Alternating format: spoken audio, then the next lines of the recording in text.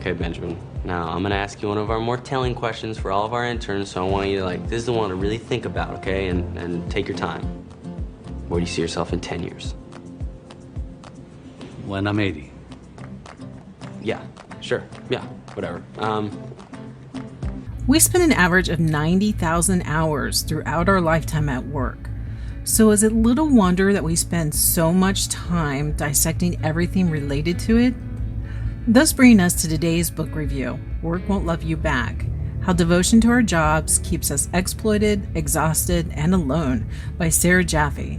But first, welcome to Pushing Ink, the namesake of my former newspaper column, where I encourage you to push, aka write, and read ink too. In our brief review on Work Won't Love You Back, we voyage on a two-part working world journey. Part 1, what we might call love, covers various employment arenas, including teaching, retail, and nonprofits. To be honest, I'm not sure which was more horrifying, retail or nonprofits.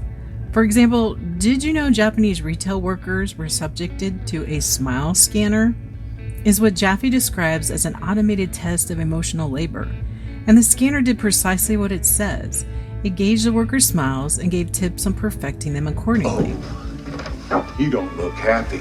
He's been using brand X. Also, while you may have heard of scripts for call center employees, did you know some big box stores provide their floor associates with scripts to follow too? The chapter on nonprofits hit especially hard when reading the story of a healthcare worker who not only traveled between 2 states by car and sometimes by plane, but had 16-hour-plus days on a wage of $12.65 an hour, performing work that included, but was certainly not limited to, blood draws, ultrasounds, and even IUD insertions. What particularly stood out beyond the exploitation of the passionate worker, the gentrifying of social change work, was a quote from Vanessa Daniel, founder and director of the Groundswell Fund, to the New York Times.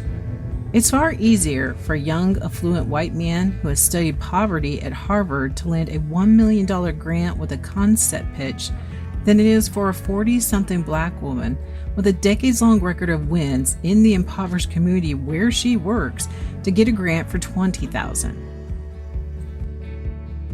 The hypocrisy of the helping industry, claims of values for those in need but dropping the ball for the employees, was likewise unsettling, but not exactly a shock. We've heard it before and continue to hear it, where many employees are in the same bind as those they serve. Further examples of organizations promoting feminism but pushing out pregnant employees, denying them leave, more a problem than many will admit: the disconnect between those who run an organization and their public message. How often have we heard it's not about the money but a labor of love?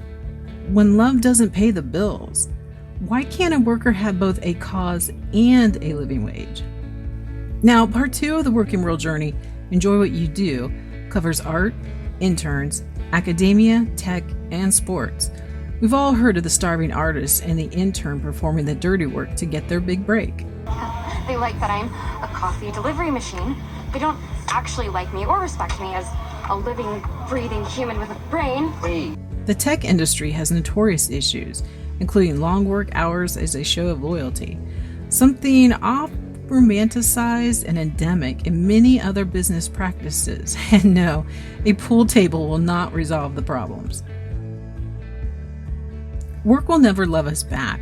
And as Jaffe points out, we are coming to a reckoning with that realization, along with the knowledge work has not brought us liberation, freedom, or a whole lot of joy. Wages are stagnant. A degree is no guarantee of a better life. The myth of the labor of love is falling apart. We are at a breaking point, not only with work, but across so many other areas of our lives. But what we do with it remains to be seen. Work Won't Love You Back is a book for anyone who's ever had a job. And that's most of us. It's a reminder that we are not alone in our work struggles, nor are we alone in the desire to make our working world, everyone's working world, the best it can possibly be.